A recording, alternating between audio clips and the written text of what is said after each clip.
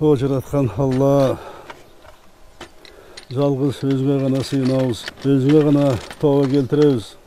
Қаза болған мекендестерімін жатқан жерен жайлы, топырағын торқы, жандары бейіште olsun. Бейіштегі даражасын бейік қыла көр. Кетірген күнәлерімізді кешіріп, өзің бізді қолдай көр. Олып жатқан мекендестеріме тезірек айығып кетсін тілейм.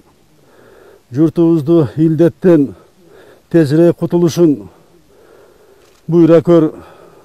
Елімізге денсаулық, аманшылық, ынтымағы, рызқы, бақты талай игіліктерді бер.